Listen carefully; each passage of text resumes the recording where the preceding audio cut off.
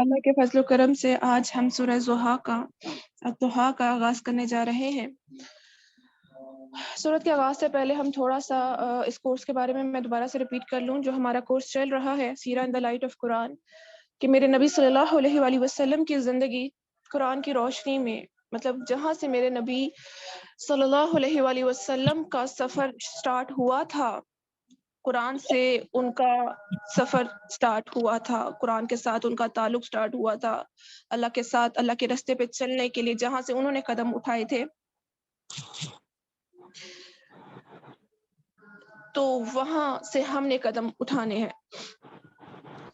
और उसके लिए हमने सूरह अलग से स्टार्ट किया कि वो पहली वही थी, पहले अल्लाह रब्बुल इज़्ज़त की आयत थी जो नबी सल्लल्लाहु अलैहि वसल्लम पे नाजिल हुई, और फिर हमने सूरह मुदस्सिर पढ़ी, सूरह मुज़म्मिल पढ़ी, और हमने जाना कि किस तरह अल्लाह रब्बुल इज़्ज़त ने अपने हबीब सल्लल्लाहु अलैहि वसल्लम को बनाया, संवारा, तैयार किया इस रास्ते के लिए, और उन्हीं के नक्श कदम पर चलते हुए इन्हीं आयात को, इन्हीं सूरतों को अपनी ज़िंदगी में शामिल करते हुए हम भी अपने नबी सल्लल्लाहु अलैहि वसल्लम और सहाबा कराम अलैहिस्सलाम की तरह सिरात मुस्तकीम के इस रास्ते पर चल सकते हैं। और उसी की एक कड़ी जो है आज सूरह ज़ुहा की सूरत में हम शुरू कर रहे हैं, कि ये वो सूरत है जो अल्लाह ने अपने हबीब सल्लल्लाहु अलैहि वसल्लम के लिए नाजिल फरमाई है। ये अल्लाह और उसके रसूल, ये अल्लाह और उसके हबीब की मोहब्बत की दास्तान है। This surah expresses the deep relationship between Allah and Prophet Muhammad sallallahu alaihi wasallam. अल्लाह की जो अपने हबीब से मोहब्बत है वो इसके लफ्ज लफ्ज में टपकती है, और उसकी एक्सटेंशन से जो अल्लाह रब्बुल इज़्ज़त को अपने बंदों से मोहब्बत है, वो इस सूरत में जो है अल्लाह रब्बुल इज़्ज़त ने हमें बताई है कि किस तरह अल्लाह अपने हबीब से मोहब्बत करता है। हम भी उनके नक्शे कदम पर चलते हुए, उनकी पाँव की खाक बनते हुए अल्लाह की मोहब्बत की कतरा ही सही लेकिन हकदार बन सकते हैं। तो इंशाअल्लाह अज़ीज़ इस सूरत के शुरू करने से पहले अल्लाह रब्बुल इज़्ज़त से इसी दुआ के साथ कि या रब्बुल आलमीन, जो इस सूरत में तूने अपने कीमती तरीन पहलू रखे हैं वो हमें अता कर देना। इस सूरत के अंदर जो भी आपने असरार रखे हैं वहां पर खोल दीजिएगा। हमें भी अपने हबीब सल्लल्लाहु अलैहि वसल्लम की तरह मोहब्बत का हकदार बना दीजिएगा। अपनी मोहब्बत भी दे दीजिएगा, अपने हबीब सल्लल्लाहु अलैहि वसल्लम की भी मोहब्बत दे दीजिएगा। चलिए जी, आते हैं सूरत की तरफ। सूरह दुहा, ये सूरह नंबर 93 है, और ये 30वें पारे के अंदर अल्लाह रब्बुल इज़्ज़त ने इसको रखा है। लेकिन अगर तरतीब के लिहाज से देखा जाए, नज़ूल के हिसाब से देखा जाए, तो ये सूरत मक्की सूरत है, शुरू की इब्तिदाई की सूरतों में से एक सूरत है।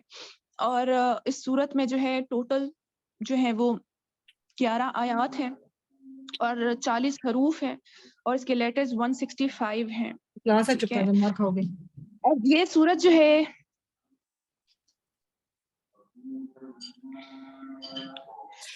इस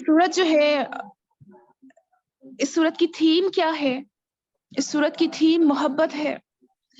इस सूरत की थीम मोहब्बत है। इस सूरत की थीम लव और होप है।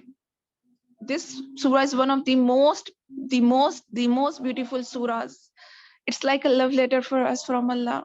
ये जैसे एक महबूब का खत होता है ना, जो आपकी मुश्किल में आपके लिए धारस होता है, ये वो खत है। ये सूरा, ये अल्फाज, ये अल्लाह की मोहब्बत के छलकते हुए वो अल्फाज हैं। ये बज़ाहिर अल्फाज वो हैं जो अल्लाह ने अपने हबीब के लिए नाजिल किए, लेकिन क़यामत के दिन तक के हर इंसान के लिए इसमें वही मोहब्बत छलकती है जो अल्लाह को अपने गुलामों से है, अपने अब्द से है, अपने बंदों से है।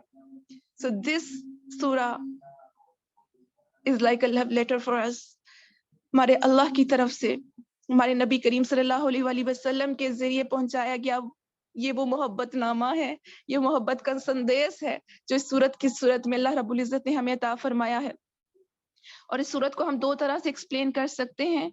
एक अल्लाह की मोहब्बत जो अल्लाह को अपने हबीब सल्लल्लाहु अलैहि वसल्लम के साथ थी, अल्लाह की मोहब्बत जो अल्लाह के हबीब से अल्लाह को थी।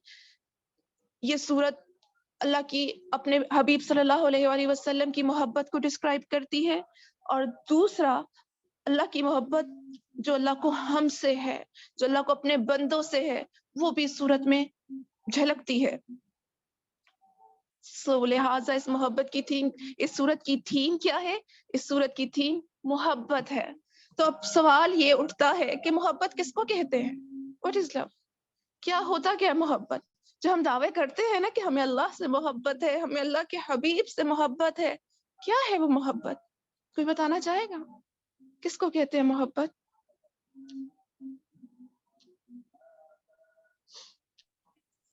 کس کو کہتے ہیں جی، اب محبت؟ ہم اپنے خود اپنے آپ سے بڑھ کر یعنی اپنی ذات سے ہٹ کر جب ہم کسی کو بہت زیادہ کیئر کریں، میرے حال ہے اس کو محبت کہتے ہیں. جیسے ہمیں اپنے پیرنٹس کے ساتھ، اپنی اولاد کے ساتھ ہوتی ہے، جو ہمارا دل کرتا ہے کہ ہم تمام تکلیفیں اپنے اوپر لے لیں لیکن ان کو تکلیف نہ ہو، اپنی خوشی، نیند، ہر چیز قربان کر دیتے ہیں. جی، محبت یہ ہے کہ آپ اس انسان کی یا جس سے بھی آپ کرتے ہو اس کی خوشی کے لیے ہر کام کرو، اس کی رضا کے لیے سب کچھ کرو. مطلب اس کو جیسا خوش بھی کرنا چاہتے جو اس کو اچھا لگتا ہے صرف وہ کرنے کو محبت، مطلب اس طرح سے. سو محبت کس کو کہتے ہیں؟ واٹ از محبت؟ اگر آپ ڈکشنری میں واٹ از لو کی ڈیفینیشن دیکھو تو ڈکشنری میں اس کی کیا ڈیفینیشن ملتی ہے؟ That intense feeling of deep attachment. That intense feeling of deep attachment, وہ جو آپ کسی سے گہرا تعلق بن جاتا نا، جس سے آپ بہت زیادہ اٹیچ ہو جاتے ہو، وہ انٹینس فیلنگ جس کے بغیر رہا نہیں جاتا، جس کے بعد گزارا نہیں ہوتا، جس سے دوری برداشت نہیں کر سکتے، جس کی ناراضگی سہ نہیں سکتے، اس کو کہتے ہیں محبت. اور وہ محبت it involves care, protection, closeness. جس سے محبت ہوتی ہے اس کی پرواہ ہوتی ہے، جس سے محبت ہوتی ہے اس کی حفاظت کی جاتی ہے، اس کے قریب ہوتے ہیں، اس سے افیکشن ہوتی ہے، اس پہ ٹرسٹ ہوتا ہے، بلائنڈ ٹرسٹ ہوتا ہے. اور جس سے محبت ہوتی ہے وہ انکنڈیشنل ہوتی ہے. آپ بدلے کے طور پہ محبت نہیں کرتے ہو، آپ بس انکنڈیشنلی اس سے محبت کرتے ہو، انکنڈیشنلی اس پر جو ہے اپنی تمام چیزیں وار دیتے ہو. اور محبت یہ انبریکیبل بانڈنگ ہوتی ہے. اگر تو محبت اپنے صحیح معنوں میں کسی کے ساتھ ہو تو یہ انبریکیبل بانڈنگ ہوتی ہے، یہ رشتہ ٹوٹا نہیں جا سکتا. تو دیٹس ا لو ریلیشن شپ. یہ ہے محبت کا وہ تعلق جو ایک عبد کو اپنے رب کے ساتھ اور ایک رب کو اپنے عبد کے ساتھ ہوتا ہے. یہ ہے وہ محبت کہ اس رب کو اپنے بندوں سے بے تحاشا محبت ہے، بے تحاشا محبت ہے. قرآن کا پہلی سطر، پہلی آیت، پہلی ورس جو اللہ نے پہلا کلام، پہلے لفظ کے ساتھ جس قرآن کو کھولا ہے نا، بسم اللہ الرحمن الرحیم، اپنے رحمان ہونے کو بتایا، الحمدللہ رب العالمین الرحمن الرحیم، اپنی محبت کے بارے میں بتایا. اللہ یہ بھی تو کہہ سکتا تھا نا کہ بسم اللہ الرحمن، بسم اللہ بعزیز الحکیم بعلیم الخبیر، اپنے دوسرے نام بھی تو ڈال سکتا تھا. لیکن اس نے اپنے رحمان اور رحیم کے لفظ کے ساتھ ہی کیوں اپنا تعارف کرایا کہ ہمارا ہمارے اللہ کے ساتھ جو سب سے پہلا تعلق ہے، سب سے بنیادی تعلق ہے، وہ محبت کا ہے، وہ محبت کا ہے. اس نے ہمیں کیوں بنایا؟ اپنی اس محبت کی وجہ سے بنایا. اس نے ہمیں یہ قرآن کیوں دیا؟ الرحمن علم بالقرآن، اس قرآن کو بھی دیا تو اپنی رحمانیت کی وجہ سے، اپنی محبت کی وجہ سے دیا. اور وہ جو ہم سے مانگتا ہے وہ بھی محبت ہے. ہمارے اللہ کے ساتھ جو تعلق کی بنیاد ہے وہ محبت ہے. وہ رب ہے، ہم عبد ہے. وہ شہنشاہوں کا شہنشاہ اللہ ہے، وہ عظیم ترین تمام کائنات کا خالق و مالک اللہ ہے. ہم ناچیز، حقیر، ذرہ بے نشان صحیح، لیکن پھر بھی وہ ہم سے محبت کرتا ہے. اس کے نزدیک ہم ویلیویبل ہیں. اس کو ہماری محبت کو ہم سے ہماری محبت مانگتا ہے، اس کو ہماری چاہت ہے. اس نے کیوں ہمیں نماز فرض کی ہے، کیوں روزے فرض کیے، کیوں قرآن کو پڑھنے کا حکم دیا؟ اس کو سجدے تو نہیں چاہیے تھے، اس کو ہمارا بھوکا ہونا تو نہیں چاہیے تھا. عبادت کرنے کے لیے تو اس کے پاس بے تحاشا ملائکہ ہیں. اس کو ہماری عبادتیں نہیں چاہیے تھی. یہ عبادت اس نے ہم پر اس لیے فرض کی کہ اس کے اندر اس رب کی محبت کو تلاش کر کے اس تک جڑ جائے، اس تک پہنچ جائے، اس کی محبت حاصل کر لے. قرآن کیوں دیا اس نے ہمیں؟ کہ اس سے ہم اس کی محبت پا سکیں. وہ محبت کا تعلق جو ہم بھول گئے, جس سے دور ہو گئے, جس سے غافل ہوئے بیٹھے ہیں, وہ دوبارہ سے استوا کر سکے. وہ سجدے کیوں دیے ہمیں؟ کہ ان سجدوں میں اس محبت کی لذت کو محسوس کر سکے. وَاسْجُدُوا وَاقْتَرِبْ, کہ سجدہ کرو اور قریب ہو جاؤ. تو اللہ نے یہ عبادتیں, یہ قرآن, یہ نماز, جتنے بھی احکامات دیے ہیں اپنی اس محبت سے جوڑنے کے لیے دیے ہیں, اس تعلق کو استوا کرنے کے لیے دیے ہیں جس کی بیسس پہ اس نے ہمیں بنایا ہے. سو یہ لو ریلیشن شپ ہے جو ایک عبد کا اپنے رب کے ساتھ ہونا چاہیے اور ایک رب کا اپنے عبد کے ساتھ ہے. وہ ہم سب سے اتنی ہی محبت کرتا ہے, اتنی شدید محبت کرتا ہے کہ ہم میں سے ہر ایک کا منتظر ہوتا ہے کہ کب میرا بندہ میرے پاس لوٹے گا. کوئی 100 سال کا کافر, 100 سال گناہ کرنے والا بھی جب توبہ کر کے اللہ کے سامنے آنسو بہاتا ہے, 100 سال کے گناہ معاف کر کے اس کو بھی اپنے دامان رحمت میں لے لیتا ہے. وہ 100 قتل کرنے والے کو بھی معاف کر کے اس کو بھی اپنی محبت کے سائے میں لے لیتا ہے. وہ ہم میں سے ہر ایک سے محبت کرتا ہے. وہ صرف اولیاء کا اللہ نہیں ہے, وہ صرف انبیاء کا اللہ نہیں ہے, وہ صرف نیکوکاروں کا اللہ نہیں ہے, وہ صرف مومنین کا اللہ نہیں ہے, وہ صرف مسلمانوں کا اللہ نہیں ہے, وہ صرف مردوں کا اللہ نہیں ہے, وہ ہر ایک کا اللہ ہے. وہ کافر کا بھی اتنا ہی اللہ ہے, وہ ایک بچے کا بھی اتنا ہی اللہ ہے. وہ ہر ایک کا اللہ ہے, وہ ہر ایک کا رب ہے, اور اس کی محبت سب سے اتنی ہے. لیکن ہوتا کیا ہے, ہمیں اپنے اللہ کی محبت کیوں نہیں محسوس ہوتی؟ ہم اپنے اللہ سے اس محبت کو کیوں نہیں محسوس کر پاتے؟ کیونکہ ہماری محبت میں کمی ہے. اس کی طرف سے جو محبت نازل ہو رہی ہے نا, اس کی طرف سے جو ہمارے اوپر وہ محبت کی بارشیں ہوتی ہیں وہ یکساں ہے, وہ سب کے لیے یکساں ہے. لیکن جتنی محبت ہم کرنے والے بنتے چلے جاتے ہیں اتنی زیادہ وہ محبت محسوس زیادہ ہوتی چلی جاتی ہے. مثال کے طور پر, جب ایک طرفہ محبت ہو, آپ کو کسی سے محبت ہے, اگلا آپ سے محبت نہیں کرتا, وہ آپ کی پرواہ نہیں کرے گا. اس کو نہیں پتا کہ آپ اس کے لیے کتنا رو رہے ہو, راتوں کو جاگ رہے ہو, اس کے لیے تڑپ رہے ہو, because he doesn't love you.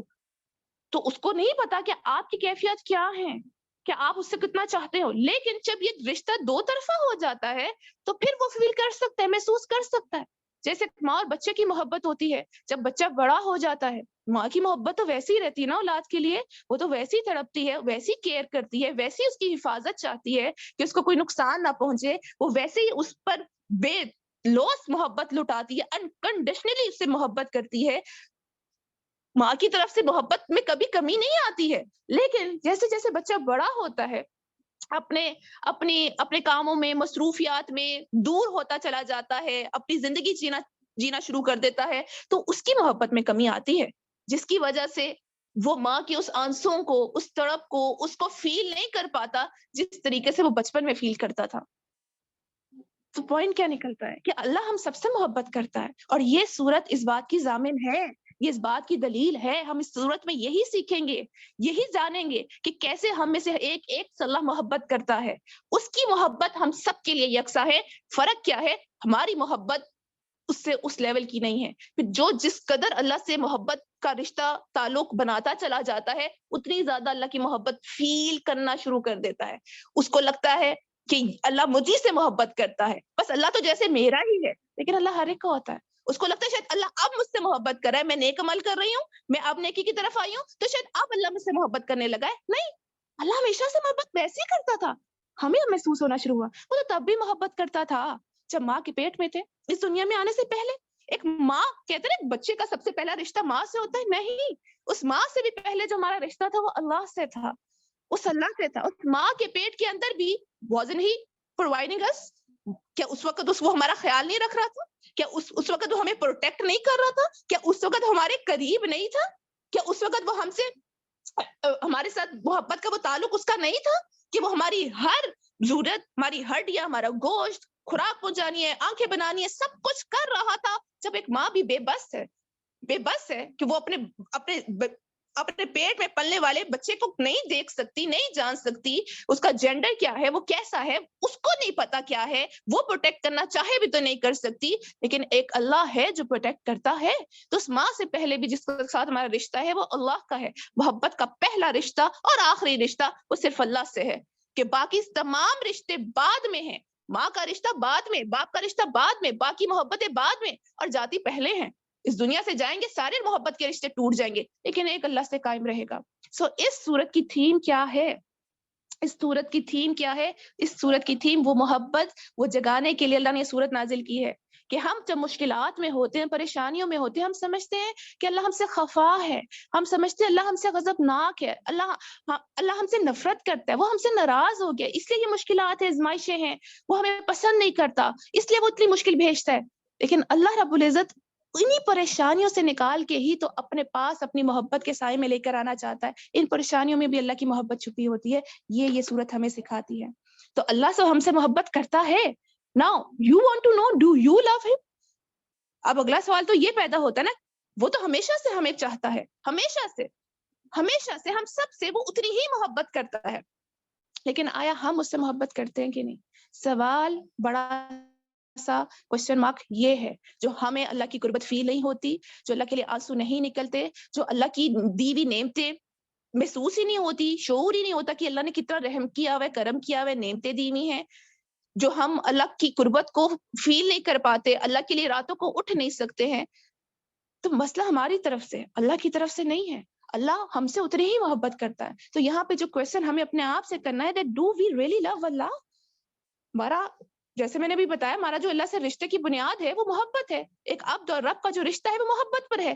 اللہ تو کرتا ہے, وہ تو اپنے طرف سے اپنی ذمہ داری پوری کر رہا ہے. ہم اپنی طرف سے جو ہمارے اوپر عائد ہونے والی محبت کا رشتہ, جو ذمہ داری ہے, وہ پوری کر رہے ہیں کہ نہیں؟ کہنے کو تو ہم سب کہتے ہیں ہمیں اللہ سے محبت ہے, رائٹ؟ ہر کوئی یہ کہے گا کہ ہمیں اللہ سے محبت, اللہ سے عشق ہے, اللہ کے حبیب سے عشق ہے. Then we have to assess ourselves. اگر واقعی کسی سے محبت ہے, جب ہم کسی سے ڈیپلی اٹیچڈ ہوتے ہیں, جب ہمیں کسی سے بہت مضبوط کسی سے تعلق بنتا ہے, تو کیا ہوتا ہے؟ ہم اس کو کھونا نہیں چاہتے. We can't afford to lose him.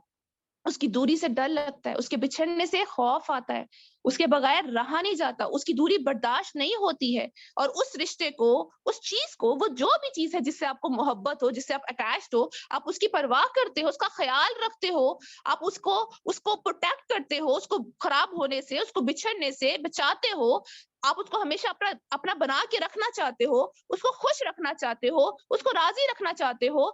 تو کیا یہ سب ڈیفینیشن ہمارے اوپر اترتی ہے کہ واقعی ہمیں اللہ سے محبت ہے؟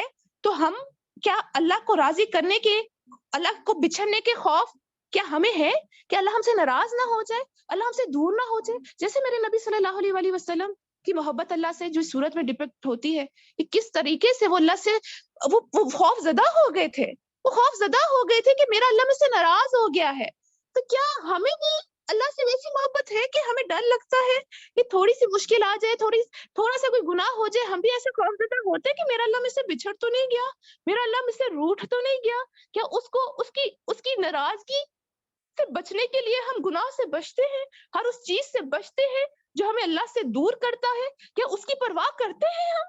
جس سے محبت ہوتی ہے وہ بھولتا نہیں ہے. جیسے ایک ماں کو بچے سے محبت ہوتی ہے, وہ ہر پل کھانا پکا رہی ہو, وہ واش روم میں, وہ سو رہی ہو, نیند میں بھی اس کو بچے کی جو کروٹ بدلتا ہے نا بچہ, نیند میں بھی اس کو محسوس ہو جاتا ہے کہ بچے نے کروٹ بدلی. اس کو بچے کو بھوک لگ رہی ہے, وہ گہری نیند سے بھی اس کو جاگ آ جاتی ہے کہ میرے بچے کو بھوک لگی. محبت ہے نا.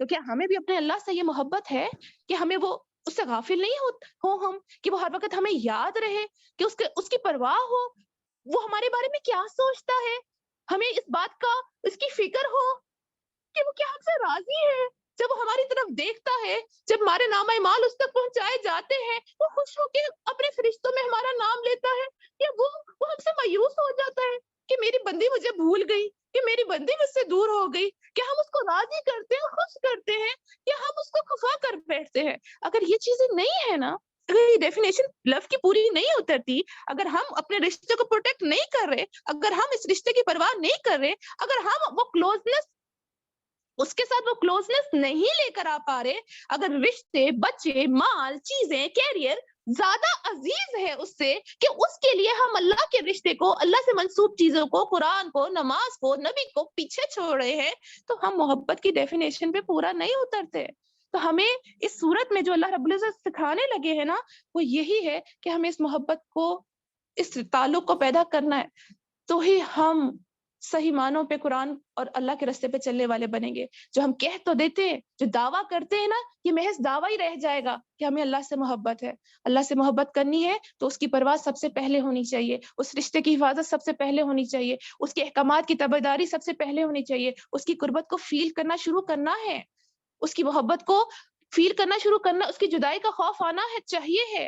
اس کے روٹھ جانے سے جسم کام پہ ہے, اس کو منانے کے لیے روز راتوں کو اٹھ کے جاگے, اس کو پانے کے لیے اس کتاب میں اس کو ڈھونڈے, کھوجے, کیسے ملے گا وہ مجھے, کس طرح میں اس کی بن جاؤں. تو یہ وہ محبت ہے جو اس قرآن میں, اس سورت میں اللہ رب العزت نے یہ تھیم دی ہے, that this is a surah of love and hope, کہ یہ ہمیں اللہ سے اس محبت کے رشتے کو ڈیفائن کرے گی. اور دوسرا وہ امید نہ مایوسی اور نا امیدی کے دلدل سے نکال کے دوبارہ سے ہمیں وہ پرواز دیتی ہے, وہ ترقیاں دیتی ہے, وہ بلندیاں دیتی ہے, وہ زندگی دیتی ہے یہ سورت, جو ہمیں اللہ کی قربت کی وجہ سے مل جاتی ہے. So that was the theme of this سورت. Now what is the importance of this سورت؟ اس سورت کی امپورٹنس کیا ہے؟ دیکھیں, جب بندہ پریشان ہوتا ہے, جب ہمیں کوئی غم پہنچتا ہے, کوئی تکلیف پہنچتی ہے, بیمار ہو جاتے ہیں, تنہا ہوتے ہیں, تو کیا ہوتا ہے؟ اگر ہمارے پاس ہمارا کوئی پیارا نہ ہو تو ہمیں جس سے سب سے زیادہ محبت ہوتی ہے نا, اس کی چیزوں کو ہم سنبھال کے رکھتے ہیں. جیسے ایک بچہ, کوئی بھی جس کی ماں باپ اس دنیا سے چلے گئے ہوئے ہوں, تو اس کی ماں باپ کی وہ چیزیں کتنی عزیز ہوتی ہے نا, ہمیں جب بھی یاد آتی ہے وہ چیزیں نکال کے بیٹھتے ہیں, اس پر ہاتھ پھیرتے ہیں, اس کو چومتے ہیں, ان کو ان چیزوں میں اپنی ماں کی لمس کو محسوس کرتے ہیں, باپ کی شفقت کو ان چیزوں میں محسوس کرنے کی کوشش کرتے ہیں. اپنے بچھڑے ہوئے پیاروں کی جو باقی بچی ہوئی چیزیں ہیں, ان میں ان پیاروں کو ڈھونڈتے ہیں. وہ ہمارے لیے پیس, وہ ہمارے لیے سکون, وہ ہمارے لیے سلاس بن جاتی ہے. اسی طرح جس سے ایک بچے کو اس کا جو ایک تکیہ ہوتا ہے جس کے بغیر وہ سو نہیں سکتا, کہ وہ ڈر لگتا ہے تو وہ تکیے سے جھپی لگا کے سو جاتا ہے, کہ اس کو ایک ہوتا ہے کہ ہاں یہ تکیہ میرے پاس ہے, تو اس کو پروٹیکشن فیل ہوتی ہے.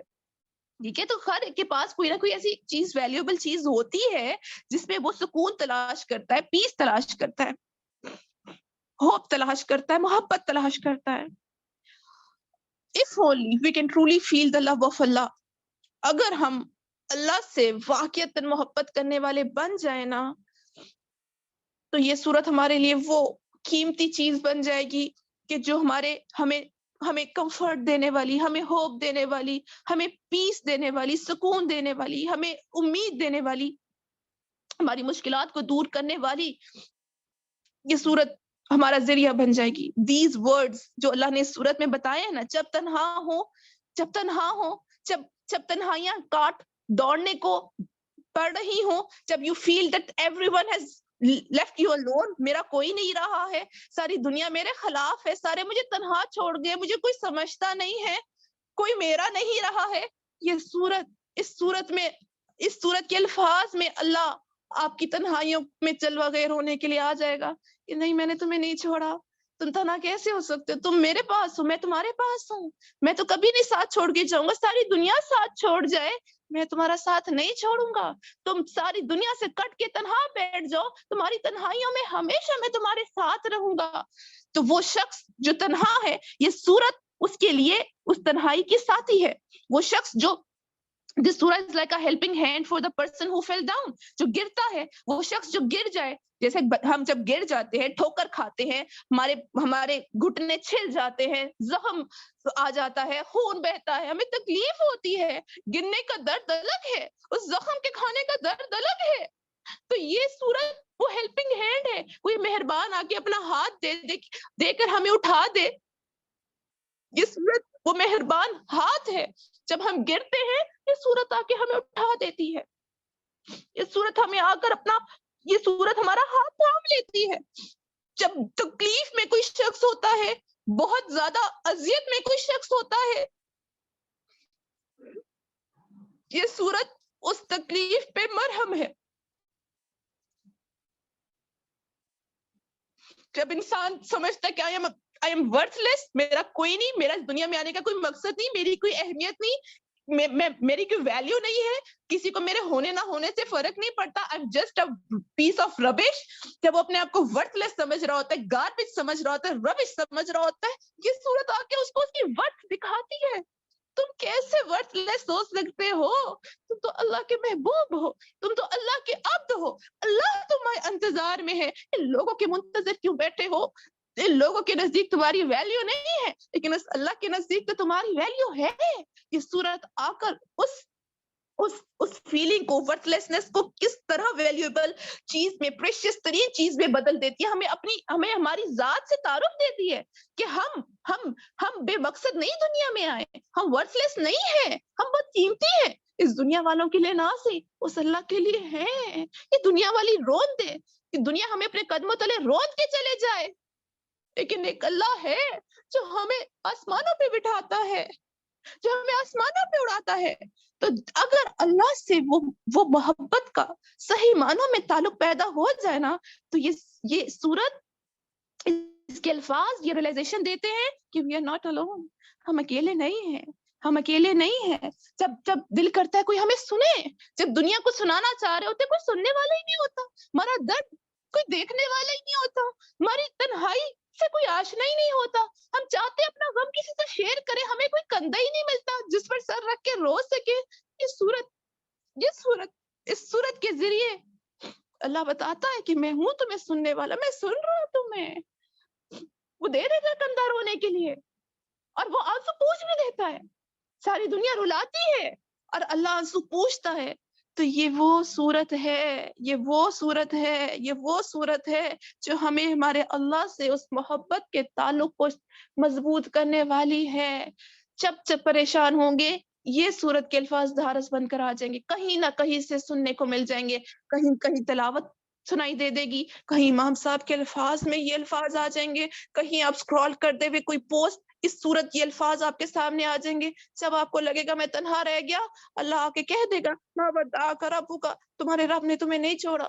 یہ صورت ہے حوصلہ, نا امیدوں کے لیے امید ہے, مایوس کی دلدل میں پھنس جانے والوں کے لیے یہ دوبارہ سے اڑان ہے.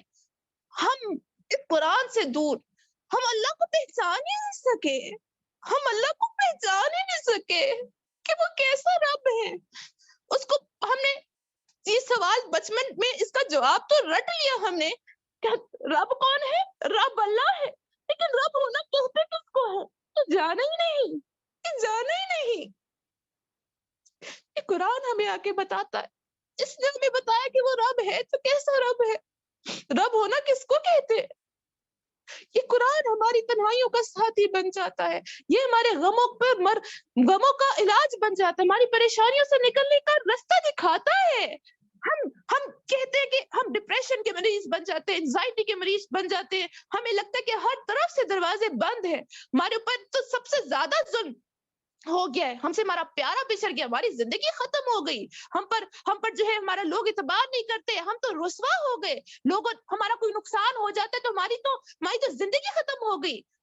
ہمیں لگتا ہے کہ ہم بس we are dead now, ہماری زندگی جینے کا کوئی مقصد نہیں, اس دلدل سے دوبارہ کبھی نکل نہیں سکیں گے, ان پریشانیوں میں سے نکلنے کی کوئی راہ نہیں ہے. لیکن یہ قرآن, یہ سورت, یہ الفاظ, یہ اللہ آ کر بتاتا ہے ہر مشکل کا راہ, ہر مشکل کا حل ہے اس رب کے پاس. آتے تو صحیح, اس اللہ کے پاس کبھی آتے تو صحیح. ہم تو لوگوں کے پاس جا کے حل تلاشتے رہے نا, اپنے ماں باپ کو جا کے کہتے رہے, شوہر کو کہتے رہے, اولاد کو کہتے رہے, باس کو کہتے رہے, لوگوں کو جا کے اپنی جھولیاں پھیلا کے ان کے سامنے بھکاری بن کے بیٹھے رہے کہ یہ ہماری مدد کریں گے, یہ ہمیں خوشیوں کے انتظام کریں گے, یہ ہمیں غموں سے نکالیں گے, یہ ہمارے روزگار کا بندوبست کریں گے.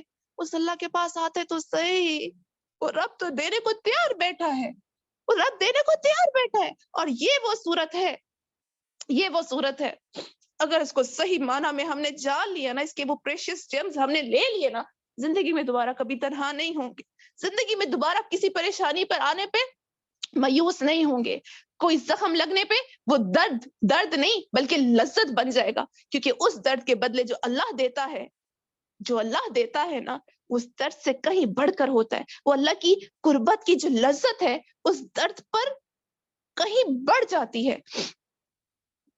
اللہ کی قربت کا احساس اس مشکل میں مزید بڑھ جاتا ہے. جیسے ایک بچہ جب بیمار پڑتا ہے, جب وہ بیمار پڑتا ہے, تکلیف میں ہوتا ہے, تو ماں کی توجہ بڑھ جاتی ہے, عام دنوں سے زیادہ محبت نچھاور کرتی ہے, اس کے پلو سے, اس کے بستر کی پائنتی سے لگ کے بیٹھ جاتی ہے کہ جب تک بچہ تکلیف سے نہیں ہٹتا, بیماری سے نہیں نکلتا, اس کی تکلیف ٹھیک نہیں ہوتی, ماں بھی تڑپتی رہتی ہے اور اس پر زیادہ محبت, اس کا زیادہ خیال رکھتی ہے. یہ تو ماں کی محبت ہے بچے سے. اللہ کی محبت اپنے بندوں سے کہیں بڑھ کر ہے. ہم جب پریشان ہوتے ہیں, غموں میں ہوتے ہیں, تکلیف میں ہوتے ہیں, ہم سمجھتے اللہ چھوڑ گیا, اللہ خفا ہے, اللہ ناراض ہے. نہیں, وہ تو اسی غم میں زیادہ توجہ کرتا ہے, اس کی محبتیں بڑھ جاتی ہے, اس کی الفت بڑھ جاتی ہے, اس کا خیال بڑھ جاتا ہے. پرابلم صرف یہ ہے کہ ہمیں محسوس کرنے والا دل نہیں لے کر آئے, ہم محسوس نہیں کر پائے. ہماری طرف سے محبت میں کمی, اس کی طرف سے محبت میں کمی نہیں. اس محبت کو اپنے دل میں زندہ کرنا ہے ہمیں, تو ہم اللہ کی توجہات کو, اللہ کی محبتوں کو, اللہ کی نعمتوں کو محسوس کرنے والے بن جائیں گے. جان جائیں گے وہ ہم میں سے ہر ایک سے محبت کرتا ہے, ہم میں سے ہر ایک سے محبت کرتا ہے. یہ بات اپنے ذہنوں میں بٹھا لے. اللہ صرف انبیاء سے محبت نہیں کرتا, صرف اولیاء سے محبت نہیں کرتا, صرف نیکوکاروں سے محبت نہیں کرتا, وہ ہم میں سے ہر ایک سے محبت کرتا ہے. دنیا والوں کے نزدیک ہم کتنے نکارا کیوں نہ ہو, اللہ کی نظر میں ہم بہت قیمتی ہیں. اللہ کی نظر میں سے ہم بہت زیادہ قیمتی ہیں. لوگوں کی نظر سے نہیں دیکھنا, اس اللہ کی نظر سے دیکھنا ہے. اپنے آپ کو لوگوں کی نظر میں قیمتی اور پریشیس بنانے کی چکر میں نہیں پڑنا, ہمیں اللہ کی نظر میں خود کو قیمتی بنانا ہے. تو جب اللہ سے محبت کے رشتے استوا ہوں گے نا, تو پھر یہ چیزیں اور یہ اللہ کی قربت, نعمتیں, محبتیں بڑھ بھی جائیں گی اور محسوس بھی ہونا شروع ہو جائیں گی. سو دس سورہ, اس سورت میں ہم کیا پڑھنے والے ہیں؟ دس سورہ shows Allah's love us all. یہ سورہ کیا ڈیبیٹ کرتی ہے کہ اللہ ہم میں سے ہر ایک سے محبت کرتا ہے. each one of us. It's just us who failed to felt that love. ہماری کمی تھی, ہماری ناسمجھی تھی, ہماری محبت میں کمی تھی, جو اللہ کی محبت کو فیل نہیں کر پاتے. ادروائز اللہ loves us all. اور سیکنڈ چیز جو یہ سورت ہمیں سکھاتی ہے, this surah will make us learn to see positivity and his love in midst of all the trials and hardship. جتنی مشکلات, جتنی تکالیف, جو بھی آپ جس بھی فیز سے زندگی گزر رہے ہو نا, آپ نا امید, آپ مایوس ہو, آپ جو سمجھ رہے سارے در بند ہیں, لیکن یہ سورہ ہمیں اس نیگیٹیوٹی میں بھی پازیٹیوٹی دکھاتی ہے, اس غم میں بھی خوشی کے پہلو دکھاتی ہے, اس تکلیف میں بھی راحت کے اسباب بناتی ہے. یہ وہ سورہ ہے کہ تمام مشکلات, آزمائشیں اور ایسے حالات کے دوران جب آپ گر رہے ہوتے ہیں, یہ سورت آپ کو اٹھانے والی بن جاتی ہے. تو یہ سورت ہمیں سکھاتی ہے کہ اللہ ہم سے کیسے محبت کرتا ہے, اللہ کی محبت دیکھنا سکھاتی ہے, اور اللہ سے محبت کرنا سکھاتی ہے. This is what we are going to learn in this surah. Inshallah, this is the aim. یہ ہم نے اللہ سے مانگنا ہے, اللہ ہمیں دکھا, ہمیں سکھا, ہم تیری محبت کو فیل کر سکیں, دیکھ سکیں. وہ جو تیرا نظر کرم تو کرتا ہی رہا, تو بچپن سے کر رہا ہے, ہم ہی نہیں نہ دیکھ سکے. تو ماں کے پیٹ سے ہمیں محبت, وہاں پہ بھی پالنے والا, وہاں پہ بھی پروٹیکٹ کرنے والا. جب ہم بچے تھے, چلنا نہیں آتا تھا, ہمیں بولنا نہیں آتا تھا, ہم روتے تھے, اس رونے کی آواز کو تو نے ہمارا پیغام بنا کر ماں کے دل میں سجھا دیا کہ اس بچے کو کیا چاہیے. جب ہمیں بولنا نہیں آتا تھا, تو نے ہمارے پیغام تب بھی لوگوں میں پہنچائے. تیری محبت تو تب بھی تھی جب ہمیں چلنا نہیں آتا تھا, گھسٹ گھسٹ کے اپنے گھٹنوں کے بل چلتے تھے. تو نے ہمارے قدموں میں اتنی جان ڈالی کہ ہم چل سکے. تیری محبت تو تب بھی تھی جب گرنے لگتے تھے تو بھاری چوٹ سے تو بچا لیتا تھا, سیڑھیوں سے بھی گر جاتے تھے, لیکن کبھی گہری چوٹ نہیں آنے دیتا تھا. تیرے فرشتے آ کے تھام لیتے تھے, تب بھی تو پروٹیکٹ کرتا تھا. تو ہمیشہ سے تھا, ہمیں بڑے ہو کے تجھے بھول گئے, ہمیں غافل ہو گئے, ہمیں تجھ سے دور ہوئے. تو ہمیشہ سے ہمارا ہے, وہ تو ہمیشہ سے ہمارا ہے, وہ تو ہمیشہ سے پاس ہے. ہم دور ہوئے, وہ ہمیشہ سے ہماری کیئر کرتا ہے, ہم نے اس کی پرواہ نہیں کی. وہ تو ہمیشہ سے اپنے وعدے نبھا رہا ہے, ہم بے وفا بنے. وہ تو ہمیشہ سے وفادار ہے, وہ تو ہمیشہ سے پکار رہا ہے, ہمیں اس کی پکار کا جواب دینے والے نہ بن سکے. تو یہ وہ صورت ہے جو ہمیں واپس اللہ سے جوڑتی ہے. This surah is going to change your life. اگر ہم اس طلب کے ساتھ, اس نیت کے ساتھ, اس دعا کے ساتھ کہ اللہ اس کے جو وہ قیمتی اسرار ہے ہمیں دے دے, ہمیں تجھ سے محبت کرنی. اللہ بڑا ہو گیا, بڑی دوریاں سہ لی ہم نے, ایک لمبا زندگی کا حصہ ہم تجھ سے دور رہ کر در کی ٹھوکریں کھا چکے, اب نہیں سنبھالا جاتی یہ پریشانیوں کے بوجھ, اب نہیں یہ دوریاں سہ سکتے. اب اس صورت کے ذریعے, اس قرآن کے ذریعے اپنی وہ قربت خاصہ ہمیں دے دے, ہمیں جوڑ دے, ہمیں واپس آنے کے راستے ہم پر کھول دے. تو اللہ تو چاہتا ہے نا, اللہ تو چاہتا ہے ہمیں اللہ قدم اٹھانے کی توفیق دے دے, ہم قدم اٹھانے والے بن جائیں. تو اللہ رب العزت اس کی توفیق عطا فرمائے کہ اس صورت کے ذریعے ہم اللہ سے وہ قیمتی محبت کا تعلق استفا کر سکے جو قیمتی تعلق اللہ نے اپنے حبیب صلی اللہ علیہ وآلہ وسلم اور صحابہ کرام علیہ السلام کے ساتھ استفا کیا تھا. وہ بھی تو انسان ہی تھے, وہ بھی تو صحابہ کرام کون تھے, جہالتوں کے گہرے اندھیروں میں ڈوبے ہوئے, کیا کیا گناہ, کیا کیا گند, کیا ایسی نافرمانی نہیں تھی اس دور میں لوگوں میں, کہاں سے کہاں پہنچے, کیسے پہنچ گئے. پیدائشی تو نہیں تھے وہ نیک, پیدائشی تو وہ صحابہ رضی اللہ عنہ و رضی اللہ عنہم نہیں تھے.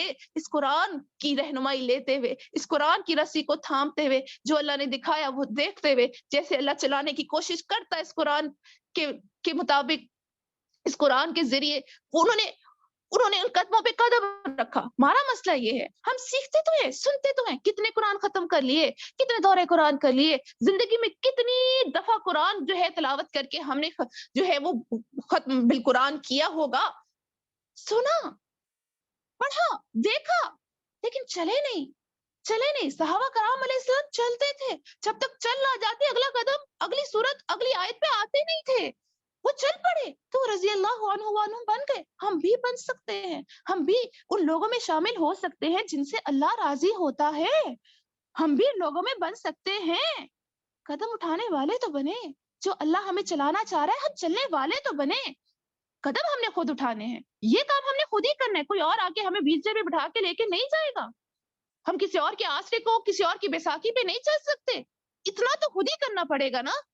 اور پھر یہ کہ ہمیں توفیق نہیں ملتی, نہیں, اللہ توفیق دیتا ہے, ہم توفیق لینا نہیں چاہتے ہیں کہ ہم سے ہو نہیں پاتا, ہمارے حالات ایسے ہیں, ہماری زندگی کے سچویشنز ایسی ہیں. آپ کو کیا پتا, آپ تو ثانیوں میں رہے ہو, آپ کسی کی زندگی آسان نہیں ہوتی, ہر ایک کی زندگی کے ٹرائلز یہی ہیں. ہم سے کہیں بڑھ کے مشکلات تھی صحابہ کرام علیہ السلام کے, ہم سے کہیں بڑھ کے مشکل حالات تھے ان کے پاس. اسی مشکل حالات زیادہ اللہ کے قریب لے کر آتے ہیں, یہ زیادہ ہمیں بہترین طریقے سے سنوارتے ہیں, بناتے ہیں. ہر ایک کی زندگی کے مختلف ادوار ہے, مختلف فیزز ہے, ہر کوئی مشکلات سے نکلتا ہے. کسی کے لیے بھی دین کے راستے پہ چلنا آسان نہیں ہے.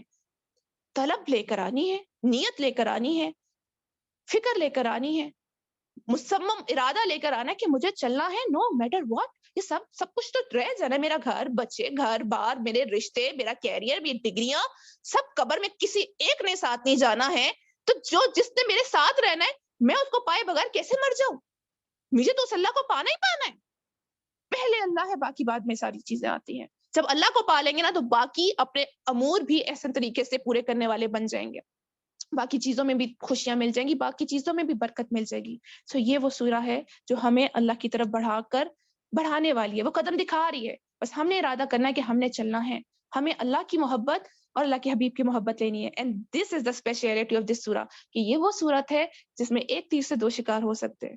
اللہ کی محبت بھی ملے گی, اللہ کے حبیب کی محبت بھی ملے گی, اس سے دونوں کی محبت مل سکتی ہے. تو اللہ رب العزت ہمیں وہ شرح صدر عطا فرمائے, وہ توفیق عطا فرمائے, وہ قلبی بصارت عطا فرمائے, قلبی سماعت عطا فرمائے, کہ ہم ان دونوں محبتوں کو لینے والے بن سکیں, اس کو سمجھنے والے, اس کے مطابق چلنے والے بن سکیں.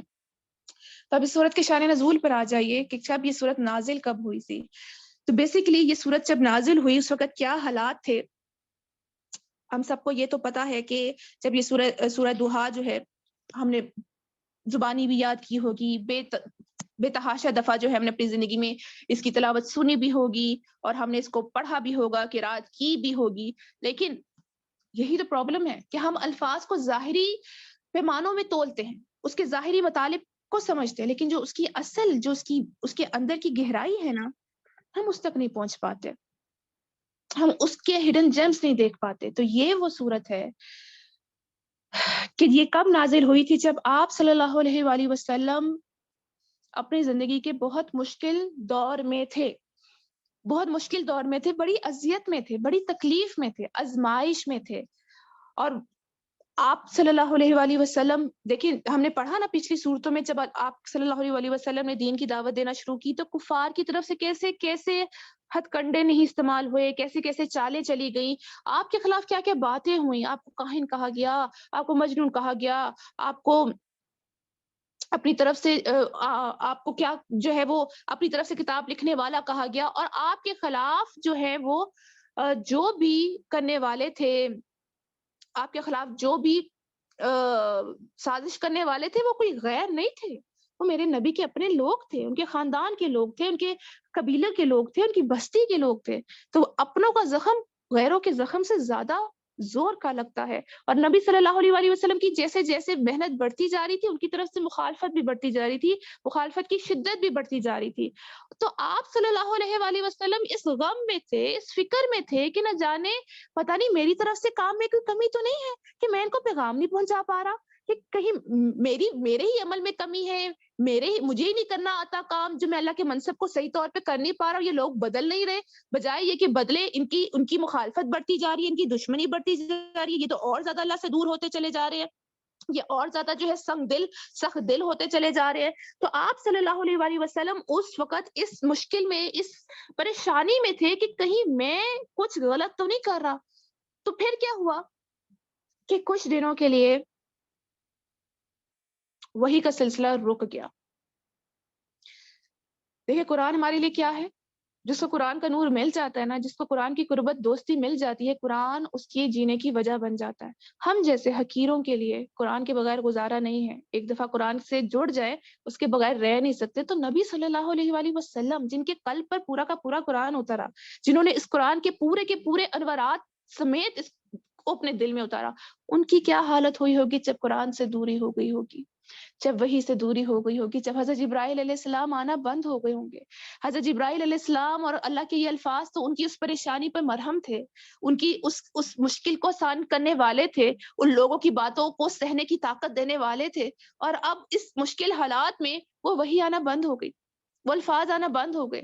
آپ صلی اللہ علیہ وآلہ وسلم اتنی شدت سے حضرت جبرائیل علیہ السلام کا منتظر ہوتے تھے، صبح شام دوپہر، یہ کسی ٹائم وہ آئیں گے، وہ نظر آ جائیں گے، اب آئے اب آئے اب آئے. اور اس مشکل میں، جب پریشانی میں، جب پہلے ہی وہ اس ڈاؤٹ میں تھے کہ شاید میں صحیح کام نہیں کر رہا، کہ میں ان لوگوں کو بدل نہیں پا رہا، میرے کام میں کمی ہے، اب وہی بھی رک گئی. اور پھر وہاں پہ لوگوں کی باتیں شروع ہوئی، مکہ کے لوگوں کو موقع مل گیا، اس کا رب اس کو چھوڑ گیا، اس کا رب اس کو چھوڑ گیا. اور پھر مختلف روایات آتی ہیں، مختلف لوگوں کی باتیں آتی ہیں. ابو لہب کی بیوی ام جمیل، اس کے بارے میں آتا ہے کہ اس نے نعوذ باللہ نبی کریم صلی اللہ علیہ وآلہ وسلم سے کہا کہ دیکھو اس کا جو ہے وہ نعوذ باللہ معلوم ہوتا ہے کہ اس کا شیطان اس کو چھوڑ گیا. تو اس طرح کی باتیں اس وقت جب پہلے ہی ہلکان تھے، پریشان تھے، بے حال تھے، اور لوگوں کی یہ باتیں کہ اس کا رب اس کو چھوڑ گیا، دیکھو اس کا جو اس کی جو بھی اس کو جو منصب ملا تھا وہ چھن گیا. اور اس پہ پھر مختلف روایت آتی ہیں.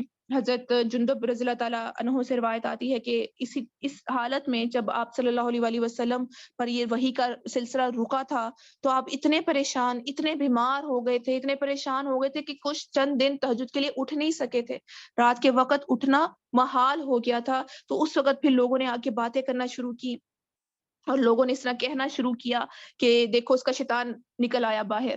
تو آپ صلی اللہ علیہ وآلہ وسلم کی اس ٹینشن کو we just can't imagine، ہم سوچ بھی نہیں سکتے. جب آپ دین کا کام کر رہے ہوتے ہو نا، اپنی جان لگا رہے ہوتے، ہلکان ہو رہے ہوتے ہو، آپ کی ساری فکر یہ ہوتی ہے کہ اگلا بدل جائے، اور نہیں بدلا تو آپ کی ٹینشن ہوتی ہے کہ شاید میں کچھ غلط کر رہی ہوں، کچھ میرے سے غلط ہو رہا ہے. اور اس وقت نبی کریم صلی اللہ علیہ وآلہ وسلم کی یہ حالت کہ اللہ، اب تو اللہ کی طرف سے بھی پیغام نہیں آ رہا، تو اللہ ناراض ہو گیا کہ واقعی میں اپنے منصب سے پر پورا نہیں اتر پایا، اللہ نے منصب چھین لیا مجھ سے، میں نبی بننے کا اہل نہیں تھا، کہ میں کام پورا صحیح کر نہیں سکا. اور پھر ایک روایت میں آتا ہے کہ حضرت خدیجہ رضی اللہ تعالیٰ عنہ نے بھی جب آپ صلی اللہ علیہ وسلم اس طرح پریشان تھے اور وہی رکی تھی، تو آپ رضی اللہ تعالیٰ عنہ نے سمجھانے کے لیے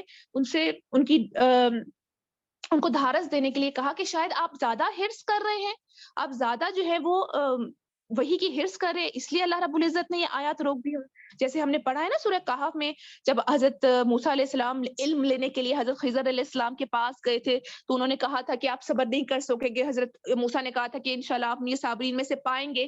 لیکن جب وہ صبر نہیں کر پائے, ایک موقع ملا, دوسرا موقع ملا, تیسرے موقع پر پھر خضر علیہ السلام نے کہا کہ نہیں, اب ہمارا اور آپ کا ساتھ نہیں ہے. تو جب آپ زیادہ بے صبرے بن جاتے ہو تو وہ علم کے راستے منقطع ہو جاتے ہیں. تو صبر is one of the very important component جو ہمیں علم کے راستے پہ چاہیے ہوتا ہے. تو حضرت خدیجہ رضی اللہ تعالیٰ عنہا نے اسی دل داری میں ان سے کہہ دیا کہ شاید آپ زیادہ حریص بن رہے, صبر کیجئے, آ جائے گی. تو شاید اس وجہ سے جو ہے وہ وہی رک گئی. تو اب یہاں پر حضرت خدیجہ نے بھی ایسا کہہ دیا کہ شاید اس وجہ سے اللہ ناراض ہو گیا ہے اور وہی رک گئی ہے. دوسری طرف سے مکہ والوں کی بات ہے, وہ ام جمیل ابو لہب کی بیوی کی بات ہے کہ اللہ اس کا رب اس کو چھوڑ گیا ہے. تو آپ صلی اللہ علیہ وآلہ وسلم اس وقت جس فیز میں تھے, اس ڈپریشن میں تھے, انزائٹی میں تھے کہ اللہ خفا ہو گیا ہے, اللہ ناراض ہو گیا ہے. اور ہماری اللہ سے کیا محبت, قطرہ بھی نہیں ہے, قطرہ بھی نہیں ہے. لیکن ہمیں جب ہم پر کوئی مشکل آتی ہے, پریشانی آتی ہے, یہ خوف کہ اللہ روٹ گیا ہے, تو راتوں کی نیندیں عذاب ہو جاتی ہیں, بے حال ہو جاتے ہیں, رو رو کے تڑپ پڑتے ہیں کہ اللہ راضی ہو جائے, اللہ راضی ہو جائے, اللہ راضی ہو جائے. تو نبی کریم صلی اللہ علیہ وآلہ وسلم کا کیا عالم ہوا ہوگا کہ ان کو جو اپنے حبیب سے, ان کو جو اپنے اللہ سے عشق کی انتہا تھی کہ وہ اللہ مجھ سے خفا ہو گیا, وہ اللہ مجھ سے روٹ گیا, اس نے اپنے الفاظ مجھ سے باتیں کرنا چھوڑ دی, اس نے مجھ سے باتیں کرنا چھوڑ دی, مجھ سے ایسی خطا ہو گئی, میں منصب پہ پورا نہیں اتر سکا, میں کام صحیح طریقے سے کر نہیں سکا.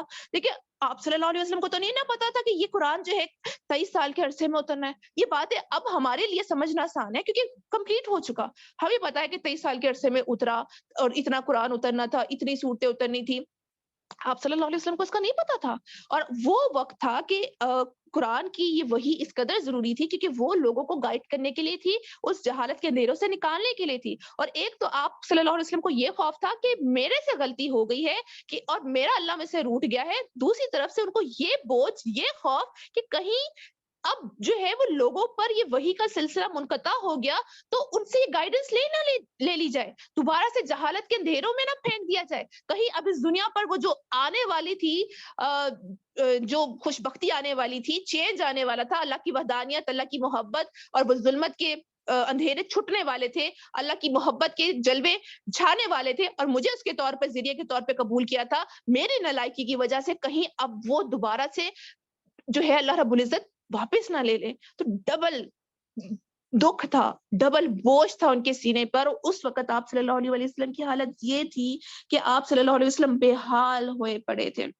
مختلف روایت میں آتا ہے کہ آپ صلی اللہ علیہ وسلم بیمار پڑ گئے تھے, اور کچھ روایت میں آتا ہے, بخاری شریف کی ایک روایت میں ہے کہ آپ صلی اللہ علیہ وسلم پہاڑوں پہ جا کر مطلب اس ٹینشن میں, اس فکر میں, اس سے وہ بوجھ سہا نہیں جا رہا تھا, یہ غم سہا نہیں جا رہا تھا کہ پہاڑوں پہ جا کر جو ہے نا اس کے کنارے پہ کھڑے ہو جاتے تھے کہ بس اب میں ختم ہو گیا, اور پھر حضرت جبرائیل علیہ السلام آ جاتے تھے ان کو تھامنے کے لیے. بخاری شریف کی حدیث میں ایسا آیا ہے. تو بہرحال یہ عرصہ کتنے دن رہا, کتنے دن یہ وحی کا سلسلہ منقطع رہا, اس کے بارے میں مختلف احادیث, مختلف روایتیں ہیں, کوئی اسپیسیفک بات نہیں ہے.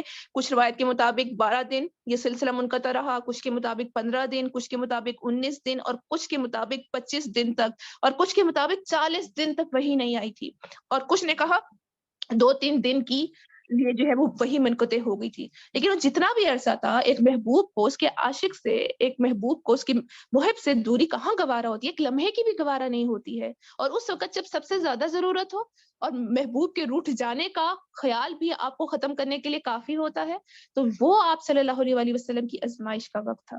وہ ان کی تکلیف اور ان کی انزائٹی, اور کہ اللہ نے مجھے چھوڑ دیا, اللہ مجھ سے خفا ہو گیا, میں اکیلا رہ گیا, میں اللہ کے اس کام میں پورا نہیں اتر سکا.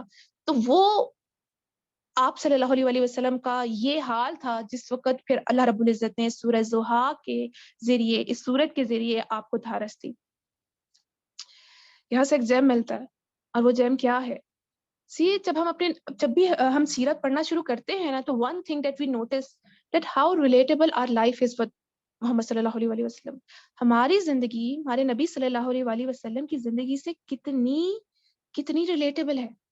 ہم سمجھتے ہیں وہ نبی, وہ اونچے مقام, اور ہیں ان کے مقام, ان کی رفتیں, ان کے مقامات بہت بلند ہیں, لیکن وہ بھی ایک انسان ہے, ان کے بھی ایموشنز تھے, ان کے بھی جذبات تھے, ان کی زندگی میں بھی ہائیز اینڈ لوز آئے تھے, انہوں نے بھی دکھ غم تکلیف سہی تھی, وہ بھی پریشان ہوتے تھے, ان کے بھی گھر والے تھے, ان کے بھی مصروفیات تھے.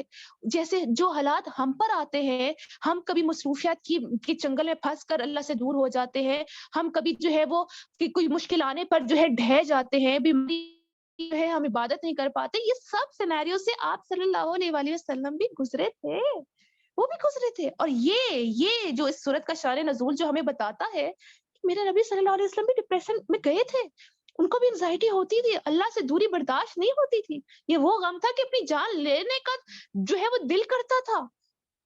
تو آپ کی زندگی, آپ نے اپنے ان ہرڈلز کو کیسے طے کیا, اپنے ڈپریشنز کو کیسے جو ہے وہ دور کیا, اس انزائٹی سے کیسے وہ نکلے, ان مشکلات سے کیسے وہ نکلے. ہم بھی نکل سکتے ہیں ان کے نقش قدم پر. جو ہمیں آتی ہیں مشکلات, یہ ہماری زندگی کا حصہ ہے. ڈپریشن, تکلیف, تنہا رہ جانے کا غم, میرے نبی صلی اللہ علیہ وسلم نے اپنے پیاروں کے بچھڑنے کا غم نہیں سہا. دنیا میں آنے سے پہلے یتیم تھے, یتیمی صحیح ہے, اپنے بیٹوں کو اپنے ہاتھوں سے دفن کیا ہے. چھوٹے چھوٹے بچے, جگر کے گوشے, سب سے زیادہ جن سے محبت ہوتی ہے, اور ان کو اپنے ہاتھوں سے زمین میں دفن کیا ہے. جہاں لوگ باتیں کرتے تھے, دیکھو یعنی اس وقت تو بیٹوں کا ہونا بہت کوئی چیز سمجھا جاتا تھا نا, کہ لڑکیاں ہیں تو یہ تو بدبخت ہے, نعوذ باللہ, وہ یہ سمجھتے تھے بچیوں کی پیدائش پہ. بچیوں کو تو وہ زندہ دفن کر دیتے تھے, اور بیٹوں کے ہونے پہ ان کو بڑا غرض تھا, ہمارے اتنے بیٹے. تو وہ آپ صلی اللہ علیہ وسلم کو نعوذ باللہ کیسی کیسی باتیں کرتے تھے, یہ تو کرسڈ ہے, دیکھو اس کے بیٹے رہتے نہیں ہیں. تو اس طرح کی باتیں کرتے تھے, اور اس پر پھر ایک غم کہ اپنے بیٹے سے جدائی کا غم, اور لوگوں کی باتوں کو سہنا الگ بات. تو ہر وہ سچویشنز اگر ہم اپنی زندگی میں دیکھیں نا, ہم جن کی وجہ سے ہمیں لگتا ہے کہ ہمارے اوپر بہت بڑی آزمائش ہے, میرے نبی نے وہ سب کچھ سہا ہے. وہ بھی انہی حالات سے گزرے ہیں, وہ تکلیف, وہ درد, وہ آنسو, وہ سب کچھ انہوں نے بھی دیکھے ہیں. لیکن وہ سب سے بھی نکل کے وہ اللہ سے دور نہیں ہوئے, انہوں نے اللہ کو نہیں چھوڑا, وہ پھر بھی کامیابی کے سب سے اونچی مسند پہ پہنچے. اب ہم یہ چاہتے ہیں, جو بھی ہڈلز ہیں, مشکلات ہیں, غم ہے, پیاروں کے بچھڑ جانے کی وجہ سے ہمیں لگتا ہے ہماری زندگی ختم ہو گئی ہے, ہماری کسی ماں کو جو اولاد بچھڑ جائے تو اس کو لگتا ہے کہ وہ تو بے موت مر گئی ہے. کوئی جو ہے جس کا شوہر اس کو چھوڑ جائے تو لگتا ہے کہ ساری دنیا بے وفا ہے, ہماری کوئی وقت نہیں ہے. لوگ رونتے ہیں, باتیں کرتے ہیں, اور ہمیں لگتا ہے کہ وی آر نتھنگ, اور ہم اس مشکل سے کبھی نکل نہیں سکیں گے. سو دس سورت ٹیلز اس کہ نکل سکتے ہیں, نکلیں گے. یہ سینیریو صرف ہمارے ساتھ نہیں ہے, یہ تو انبیاء تک پر آئے ہیں, یہ ان پہ بھی آئے ہیں. اور ان پہ کیوں آئے؟ ہمارے لیے مشعل راہ بننے کے لیے, رول ماڈل بننے کے لیے. اب اللہ نے کیوں وہی روکی, کیوں روکی؟ اور اس وقت روکی جب سب سے زیادہ ضرورت تھی, ان کو سب سے زیادہ دھارس کی ضرورت تھی کہ نہیں یہ لوگ ایسی باتیں کر رہے ہیں اور آپ اپنا کام بہت اچھے طریقے سے کر رہے ہیں. اس وقت روکی. کیوں؟ کیونکہ ان کو آپ صلی اللہ علیہ وسلم کو اس درد سے گزارنا تھا تاکہ وہ اپنی امت کا درد فیل کر سکیں. کہ جس طرح میرے نبی صلی اللہ علیہ وسلم اپنے آپ کو ایمانی طور پہ لو فیل کر رہے تھے کہ شاید میں آئی ایم ورتھ لیس, کہ میں اپنا ایمان میں اس قابل نہیں ہوں, ہم بھی یہ فیل کرتے ہیں نا. ہمارے اوپر بھی سچویشن زندگی میں بارہا آتی ہیں, ہمارا ایمان لو ہے, ہماری نماز میں وہ خشوع نہیں ہے, ہمیں لگتا ہے کہ ہمارا اللہ سے کنیکشن ختم ہو رہا ہے, اللہ سے وہ پہلی جیسی یاری نہیں فیل ہوتی ہے, اللہ کے لیے آنسو نہیں بہتے ہیں, اللہ کی محبت کے لیے وہ تڑپ نہیں ہوتی ہے جو پہلے ہوتی تھی, اور ہمیں لگتا ہے کہ اللہ ہم سے ناراض ہو گیا, اللہ ہم سے خفا ہو گیا, اب کبھی ہم سے اللہ سے قریب نہیں ہو سکیں گے, ہم اس لائق ہی نہیں ہے کہ ہم اللہ کے بن سکیں, ہم تو ہم جو ڈیزرو ہی نہیں کرتے, وہ تو نیک لوگ ہوں گے, اولیاء ہوں گے, وہ تو اتنی مجاہدے کرنے والے ہیں جن سے اللہ محبت کرتا ہے, ہم تو اللہ کی محبت کے قابل ہی نہیں. Pass through from these situations. ہم سب کے اوپر یہ فیلنگز آتی ہیں جہاں ہم لگتا ہے کہ ہم دی ورسٹ ہیومن بینگ ہے, اور اللہ بھی ہم سے محبت نہیں کرتا, کوئی ہم سے محبت نہیں کرتا, اور ہم تو ہے ہی جو ہے وہ مار کھانے کے قابل ہیں, پریشانیوں میں اور آزمائشوں میں دھنسا دیے جانے کے قابل ہیں, کیونکہ ہم ورتھ لیس ہیں. یہی فیلنگز نبی صلی اللہ علیہ وسلم کو بھی تھی, اور یہ صورت ہمیں اس فیلنگ سے نکالنے کے لیے ہے. اور اللہ نے اپنے حبیب کو اس سچویشن سے اس لیے نکالا کہ ان کی امت کے پر جب یہ حالات آئے نا تو میرے نبی صلی اللہ علیہ وسلم بتا سکے, یا I know, I can understand it. جب جو ہم ایکسپیرینس کی ہوئی چیز ہوتی ہے ہم دوسرے کو زیادہ اچھے طور پہ گائیڈ کر سکتے ہیں. جو ہم جس درد کو ہم نے خود فیل کیا ہوتا ہے تو ہم دوسرے کے درد کو بھی سمجھ سکتے ہیں. اور آپ صلی اللہ علیہ وآلہ وسلم کو تو اللہ نے لیڈر بنایا نا, ان کو تو رہنما بنایا نا, ان کو تو امام بنایا نا, ان کو تو پوری قوم کے, اپنے پوری امت کے کو لیڈ کرنا تھا. تو وہ غم, وہ تکلیف انہوں نے صحیح ہے تاکہ اپنی امت کے درد کو, غم کو, ان کی صحیح رہنمائی کر سکیں. تو یہ وہ صورت ہے کہ اس صورت میں, اس سچویشن میں جب آپ ایمانی طور پر اپنے آپ کو لو فیل کر رہے ہوتے ہو, اللہ سے دور فیل کر رہے ہوتے ہو, جب دنیا کے بھی آپ سمجھ رہے ہوتے ترقیاں رک گئیں, نعمتیں رک گئی, ایمانی روحانی ترقیاں بھی رک گئی, لوگوں نے بھی ساتھ چھوڑ دیا اور آپ کو لگتا ہے کہ اللہ بھی آپ کو چھوڑ گیا ہے, تو اس سچویشن میں اللہ رب العزت نے سورت کے ذریعے نبی کریم صلی اللہ علیہ وسلم کو دھارس دی, امید دی, یقین دیا, محبت کا یقین دلایا, پروانہ محبت دیا, تمہارا رب تمہیں کبھی نہیں چھوڑے گا. اور ان کے ذریعے یہ امید اللہ نے ہمیں بھی دی ہے. ان کے ذریعے ان کی نیگیٹو تھاٹ سے ان کو نکالا, ان کو پازیٹیوٹی کی طرف اللہ رب العزت لے کر آئے, ان کو ایشورنس دی کہ کچھ ہو جائے تم کبھی تنہا نہیں ہوگے. And from it we too can fight that peace and hope, وہ رینیوڈ فیتھ, وہ تازہ ایمان, وہ دوبارہ سے اللہ سے جڑ جانا ہم کر سکتے ہیں. ایک دفعہ دور ہو گئے, ہمیں لگے گا کبھی نہیں ہم آ سکتے ہیں. وی کین اگین, پہلے جس طریقے سے اللہ سے قریب ہوئے تھے ہم دوبارہ سے ہو سکتے ہیں. اپنی اس نیگیٹو تھاٹس کو نکالنا ہے, بس اس پازیٹیو ایٹیٹیوڈ کو لے کر آنا ہے. تو یہ وہ صورت ہے جو غموں سے, ڈپریشن سے, انزائٹی سے, تکلیف سے میرے نبی کو نکال کے لے کر آئی, اور ان کے نقش قدم پر چلتے ہوئے ہمیں بھی نکالے گی. تو انشاءاللہ العزیز اس کے ساتھ جو ہے, اس شان نزول کے ساتھ جو ہے یہ صورت نازل ہوئی تھی. اب جب ہم اس کی تفصیل پڑھیں گے تو انشاءاللہ العزیز ہمیں پتہ لگے گا کہ کس طرح یہ صورت ہمیں ہوپ دیتی ہے, پیس دیتی ہے, امید دیتی ہے, یقین دیتی ہے, تنہائیوں کی ساتھی بن جاتی ہے. اور یہ بات یاد رکھیے گا, بے شک یہ الفاظ جو ہیں اللہ رب العزت نے اپنے حبیب صلی اللہ علیہ وآلہ وسلم سے بیان کیے. ڈائریکٹلی یہ محبت کی داستان ہے اللہ اور اس کے حبیب کے درمیان, لیکن انڈائریکٹلی یہ محبت کی آیات ہے اللہ اور اس کے بندوں کے درمیان. یہ الفاظ براہ راست تو میرے نبی پہ نازل ہوئے, لیکن انڈائریکٹلی یہ ہمارے لیے نازل ہوئے, کیونکہ قرآن کا لفظ ہمارے لیے ہے. کیا فرمایا گیا قرآن میں, ھذا کلام ربی, یہ میرے رب کا کلام, یہ میرے رب کا کلام ہے, یہ آپ کے رب کا کلام ہے. میں اس کی عبد, آپ اس کے عبد. میرا رب مجھ سے اس میں باتیں کرتا ہے, آپ سے اس میں باتیں کرتا ہے. اس میں میرے ماضی کے قصے بھی ہیں, اس میں میرا حال بھی ہے, اس میں میرا مستقبل بھی ہے. جس طرح اللہ رب العزت اس آیت میں, اس صورت میں آپ صلی اللہ علیہ وسلم کو ماضی یاد کرا کر نعمتیں یاد کراتا ہے نا, یہ قرآن ہمیں بھی ہمارا ماضی یاد کراتا ہے کہ ہاں اس مقام پہ بھی اللہ تمہارے ساتھ تھا, وہاں پہ بھی اللہ تھا, تمہارے ماضی میں تمہارے ساتھ یہ ہوا. یہ صرف 1400 سال پہلے نبی صلی اللہ علیہ وآلہ وسلم اور صحابہ کرام کے لیے نازل نہیں ہوا ہے, یہ قیامت کے دن تک کے ہر انسان کے لیے نازل ہوا ہے. ہم سب کی لائف سٹوریز اس کے اندر لکھی ہوئی ہے, ہمیں بس دیکھنا آ جائے, ہمیں اس کو سمجھنا آ جائے. اور جب سمجھنا آئے گا, وہ قرآن ہم پر کھلنا شروع ہوگا, تو ہمیں لگے گا جیسے یہ آیت آج ہی ہمارے لیے ہی نازل ہوئی ہے. یہ ہے اس کتاب کا معجزہ, یہ ہے یہ معجزہ کہ قیامت کے دن تک اللہ اس کتاب کے ذریعے, اس الفاظ کے ذریعے اپنے بندوں سے باتیں کرتا ہے, کرے گا. ہر ایک انسان سے, ہر ایک کی رہنمائی, ہر سچویشن میں, ہر مشکل میں, ہر آسانی میں. اب کیا قدم اٹھانا ہے, اب کون سا نیک عمل کرنا ہے, اب کون سے گناہ چھوڑنا ہے, اس مشکل سے کیسے نکلنا ہے, اس مشکل پہ کیا ملے گا.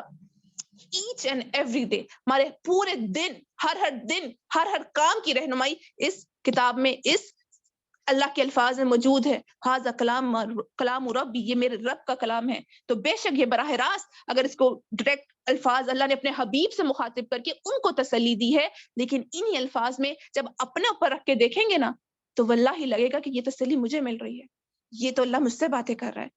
سو آلویز جب بھی ہم نے قرآن پڑھنا ہے نا, اپنے آپ سے منسوب, یہ اللہ میرے سے بھی بات کر رہا ہے, یہ آپ سے بھی بات کر رہا ہے. قیامت کے دن تک کہ ہر انسان سے اللہ سے بات کرے گا. ٹھیک ہے, تو یہ اللہ رب العزت کے کلام کا معجزہ ہے. اب اگر ہم اس سورت کو دیکھیں, دس سورہ can be divided in 3 parts. اس کو ہم 3 حصوں میں ڈیوائیڈ کر سکتے ہیں.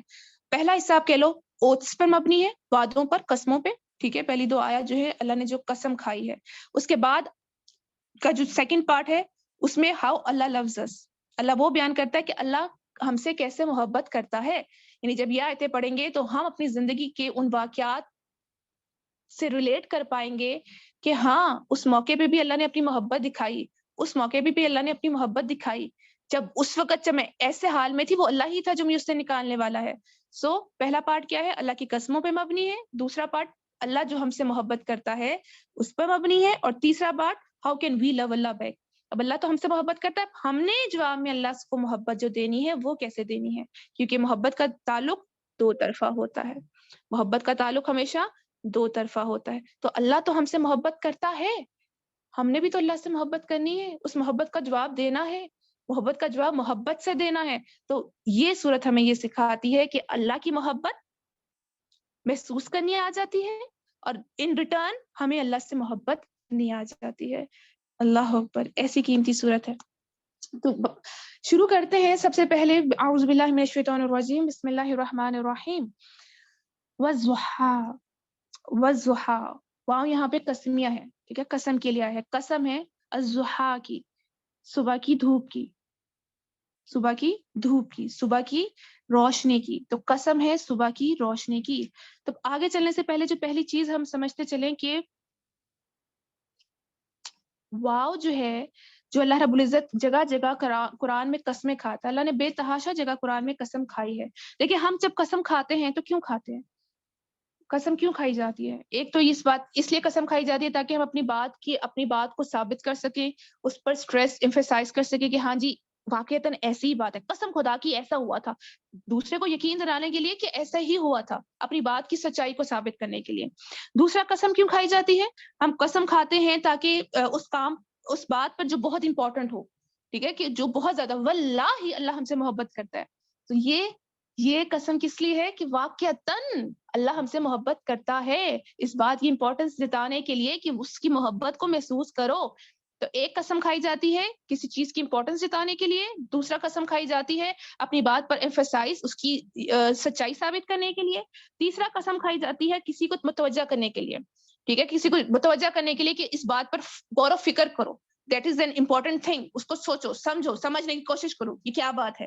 اور چوتھا قسم کھائی جاتی ہے کہ اس چیز سے کوئی ہمیں لیسن ملنا ہوتا ہے. تو اب یہاں پر قرآن میں اللہ نے جو بارہا قسم کھائی ہے, بارہا قسم کھائی ہے, اللہ کا قسم کھانے سے کیا مراد ہے؟ In the Quran there is a relationship between oaths and what follows the oath. جہاں بھی اللہ نے قرآن میں قسم کھائی ہے نا, تو اس کا کوئی ڈائریکٹ کنیکشن ہوتا ہے.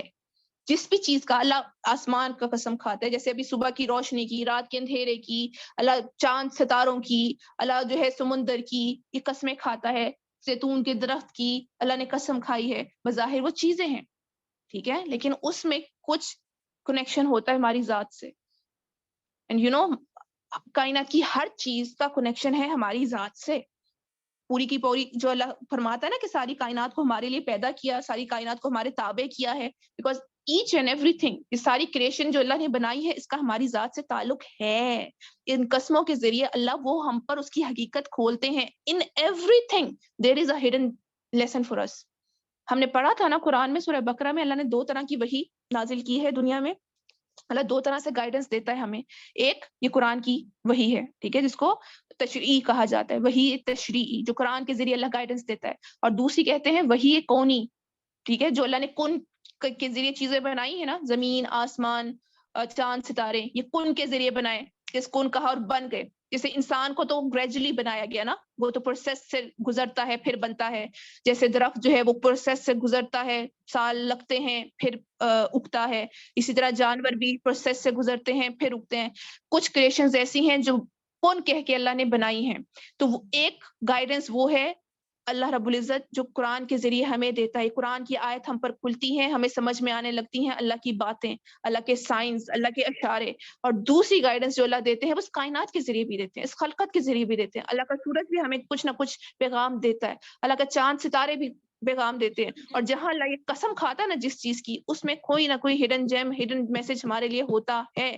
بس دیکھنے والی آنکھ چاہیے ہوتی ہے, وہ بصیرت چاہیے ہوتی ہے. اور یہ قرآن سے جب دوستی ہوتی ہے وہ بصیرت ملتی ہے, جب چیزوں کی ہمیں سمجھ میں آنے لگتی ہے. قرآن کی آیت بھی سمجھتے ہیں اور کائنات کے سائنس اور میسج بھی سمجھتے ہیں.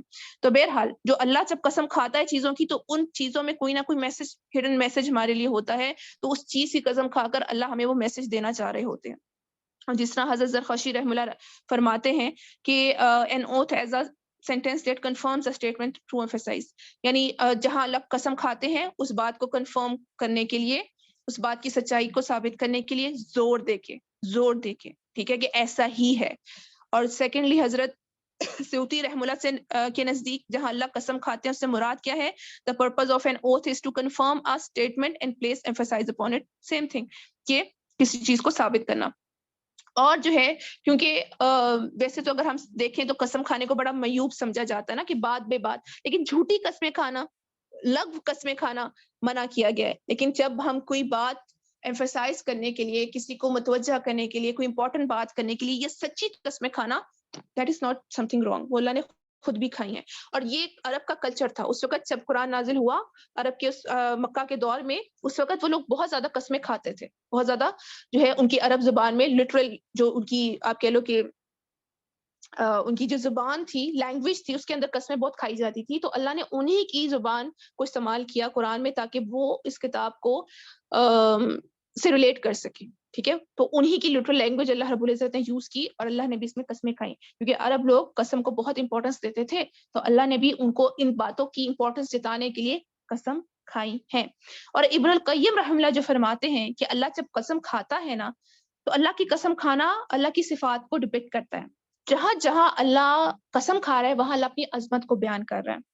جس چیز کی بھی قسم کھا رہا ہے نا, اس میں دراصل اللہ اپنی عظمت دکھانا چاہ رہا ہے. جیسے اب یہاں پہ ضحیٰ, صبح کی روشنی کی قسم اللہ رب العزت کھا رہے ہیں, تو اللہ اپنی عظمت کو دکھا رہے ہیں. اللہ کا نظام کائنات دیکھو تو صحیح, کیسے اندھیروں سے ایک لکیر کی طرح روشنی اندھیروں کو چیڑ کے تمام اندھیرے دور کر کے روشنی کر دیتی ہے. اللہ کے سورج کی جہاں پہ قسم آئی تو دیکھو تو صحیح ہے کہ سورج کہ بلینز اینڈ ٹریلینز ہماری جیسی زمین اس کے اندر سما سکتی ہے, اور اتنی کھربوں میل دور ہونے کے باوجود وہ ہماری دنیا کو, ہمارے گھروں کو, ہماری زندگی کو روشن کیے ہوئے ہے. تو یہ اللہ کی عظمت, کیسی تخلیق ہے اس کی, کیسی کائنات ہے اس کی, کیسا نظام زندگی ہے اس کا. تو جہاں جہاں اللہ قسم کھاتا ہے, جس چیز کی قسم کھاتا ہے, وہ دراصل اپنی عظمت بیان کر رہا ہوتا ہے, اپنی کوالٹیز بیان کر رہا ہوتا ہے, اپنی گریٹنس اور اپنی وحدانیت کو بیان کر رہا ہوتا ہے. سو دس از دا پرپس کہ اللہ رب العزت قسم کیوں کھاتے ہیں قرآن میں, ٹھیک ہے. تو انشاءاللہ عزیز آج یہیں پہ اختتام کرتے ہیں. والضحیٰ کا جو لفظ ہے یہ بہت زیادہ واسٹ اور بہت زیادہ ڈیپ میننگز رکھتا ہے, بہت زیادہ گہرا لفظ ہے, بہت زیادہ بھاری لفظ ہے. تو انشاءاللہ اس کو ہم کل پڑھیں گے. یہ ضحیٰ کہتے کس کو ہیں, اللہ رب العزت سے توفیق مانگتے ہوئے کہ اللہ رب العزت اس کی جو اسرار ہیں, اس کے جو ہڈن جیمز ہیں وہ ہم پر کھولیں, اس کے الفاظ کی اثرات ہمارے دل پر اتارے. اور اللہ رب العزت اس صورت کے ذریعے جس طرح اللہ رب العزت نے اپنے نبی کریم صلی اللہ علیہ وآلہ وسلم کو اپنے ساتھ کا یقین دلایا, ان کی دھارس بندائی, ان کے بند رستوں کو کھولا, تو اللہ رب العزت اس صورت کے ذریعے ہمارے بھی ایمانی بند دروازوں کو کھولے, دنیاوی بند دروازوں کو کھولے. ہمیں بھی اپنا وہ یقینی ساتھ عطا فرما دے, ہمیں بھی اپنا وہ یقینی محبت کے رستوں پہ ہمیں چلا دے. اللہ رب العزت ہمیں اللہم انی نسألک حبک, اللہ ہمیں اپنی محبت عطا کر دے, وحب من یحبک, اور ان لوگوں کی محبت عطا کر دے جن سے اللہ محبت کرتا ہے, اور ان اعمال کی محبت عطا کر دے جن کے ذریعے اللہ کی محبت ملتی ہے. تو یہ دعا ہم نے اپنے دعاؤں میں شامل کرنی ہے. انشاءاللہ میں گروپ میں بھی بھیج دیتی ہوں, اور اس نیت, اس طلب, اس فکر کے ساتھ ہم نے سورت کو پڑھنا ہے کہ اس کے ذریعے ہم نے اللہ کی محبت کے وہ تعلق اللہ سے قائم کرنے ہیں, اور اللہ سے وہ چابی لینی ہے جو ہماری مشکلات سے نکلنے کی راہ دکھائے گی, جو ہمارے لیے مخرج ہے, جو ہماری ترقیوں کی ضامن ہے. وہ دنیاوی ترقی ہو, ایمانی ترقی ہو, روحانی ترقی ہو, اس صورت کے اندر وہ چابی چھپی ہے, ہم وہ چابی لینی ہے. تو اللہ رب العزت ہمیں اس کے لیے قبول فرمائے, ہمارے یہاں بیٹھنے کو قبول فرمائے. جس رات کے اندھیروں میں آ کر ہم بیٹھے ہیں, نیند قربان کر کے, کام قربان کر کے, اللہ آپ کی اس کوشش کو قبول فرمائے. اللہ جتنا ہم مجاہدہ کرتے ہیں نا, اللہ رب العزت اس کو اتنا ہی اجر عطا کرتے ہیں. تو اللہ رب العزت بس تیرے خاطر ہم آتے ہیں, تیری ذات کے لیے آتے ہیں, تجھ سے, تیری کتاب سے تجھے لینے کے لیے آتے ہیں. تو ہمیں توفیق عطا کر دے, ہماری ٹوٹی پھوٹی کوشش قبول کرنے لا. اللہ ہمیں چلنا نہیں آتا لیکن چلنے کی چاہت رکھتے ہیں, تو یہاں پہ آ کے بیٹھتے ہیں, آپ چلا دیجئے گا. اللہ ہمیں محبت کرنی ہے تجھ سے, کرنی آتی نہیں ہے یا اللہ, ہمیں کرنی نہیں آتی, لیکن ہم تجھ سے محبت کرنا چاہتے ہیں. تو ہمیں کرنا سکھا دے یا رب, ہمیں محبت کے تقاضوں میں پورا اترنا سکھا دے. ہمارے دلوں کو اپنی محبت سے بھر دیجئے, آپ اپنے خزانوں سے محبت کے خزانے ہم پر کھول کے اپنی محبت ہمیں عطا کر دے، علم کے خزانے کھول کے یہ قرآن کا علم ہمیں عطا کر دے، اپنے حبیب صلی اللہ علیہ وآلہ وسلم کی سنت کا نور ہمیں عطا کر دے، اللہ ان کے نقش قدم پر ہمیں بھی چلا دے، وہ جس کے چہرے کی قسم تو نے کھائی ہے نا اس کا دیدار ہمیں بھی دے دے، ان کی زیارت ہمیں بھی دے دے یا رب العزت، ہمیں اس قرآن کی برکت سے، اس کی اجرت کے طور پہ تو ہمیں قرآن سے ملا دے، تو اپنی ذات سے ملا دے، تو اپنے حبیب سے ملا دے، اور جس کی جو مشکلات ہیں اللہ، جو درد ہیں، دکھ ہیں، ٹینشنز ہیں، آزمائشیں ہیں، اللہ اس قرآن کی برکت سے، اس کلاس میں بیٹھنے کی برکت سے، تیرے کلام کو پڑھنے کی برکت سے ان سب سے رہائی دے دینا یا اللہ، ان کی مشکلات کو آسانی سے بدل دینا، اس قرآن کے انوارات سے ان کی زندگی کو، ان کے قلوب کو بھر دیجیے گا یا اللہ، ان کی زندگی کو خوشیوں سے، عافیتوں سے، آسانیوں سے بھر دیجیے گا یا رب العزت، جو کچھ پڑھا ہے اس کو قبول فرمانا، جو کمی کوتاہی ہوئی اللہ معاف فرمانا، یہ زبان اس قابل نہیں ہے، ہماری اوقات اس قابل نہیں ہے اللہ کہ تیرے بول بول سکے، تیرے نبی کے بول بول سکے، ہماری پکڑ نہیں کرنا، بس طلب کو دیکھنا اللہ، کمی کوتاہی کو نہیں دیکھنا یا رب العالمین، ہمیں اس قرآن کی برکت سے ہم سب کو قبولیت عطا فرما کر اپنے راہ کا مسافر بنا دیجیے گا۔ ربنا تقبل منا انک انت السمیع العلیم وتب علینا انک انت التواب الرحیم وصلی اللہ تعالی علی رسول الکریم، آمین آمین آمین یا ارحم الراحمین۔ جزاکم اللہ خیر، السلام علیکم ورحمۃ اللہ وبرکاتہ۔